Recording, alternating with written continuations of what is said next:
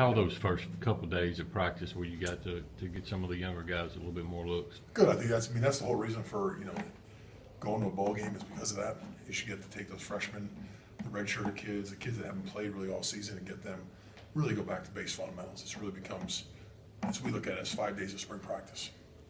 So you get a kind of a little bit of what they can do, but more of teaching them base fundamentals, and even for the older kids, go back to base fundamentals instead of worrying about schemes and all the other stuff. Go back to fundamentals.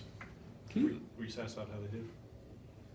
Yeah, I mean, it's just, well, I mean, you have a long way to go, but it's just the fact that you get to see, they get to be coached, they get to learn things, so it's like you tell them, it's okay, yesterday it ended. Now it's the stuff you got to retain, keep that film, watch that film for those guys prior to going into spring practice in the off season, January, February, of what you did, how you got to change, how you get better. But I mean, overall, it was decent. Can you evaluate Jamal Claiborne in just the year that he had? To me, like I've said it for as long as I've done this, is we go as a center goes. And he probably ranked about 8 and 4. I told him that the other day, I said, where you graded out the end of the season, I was right about, I think, 78%, which is, to me, if you come out, it's about 8 and 4. I think it's 8 and 4 is 66%. He was a little higher than that, but to me, as he gets up higher, he's going to go how we go.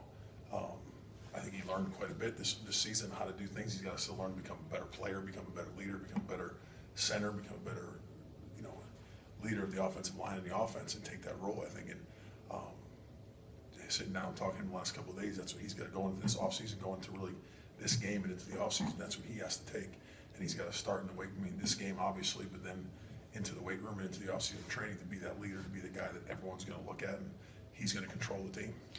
Six straight bowl games for this program. What do you think has kind of gotten this program into that direction, the right direction? You look at the players we've had in the past, it's not based on what we have now, what we're going to have. It's what we've had before. The kids, when we got here, bought into it. The first year we didn't. But they can see the light, really, how we ended the season. And then to me, going into the off season, the kids learn, hey, you can win. And how you learn, here's how you do things, here's how you train in the off season, here's how you train. And those kids really that first year with Derek Sherrod and JC and Tobias Quinn, all those guys, they set the standard for that. Of how to compete, how to play, how to practice, how to do everything.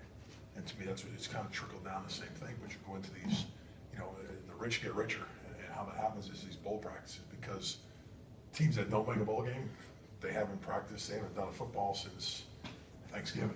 They won't do it again until spring practice. Where to me, as we just talked about, is we just got 5 days with freshmen and redshirt freshmen. That if you didn't have those 5 days, they've been playing on scout team most of all the season. Now they're not going to get any coaching, anything plays. They're not going to hear plays. They're not going to get the fundamentals until spring. So they're in a sense 5 days behind. So once you start, to me, going to bowl games, that helps that situation because young guys are developing young guys for the future.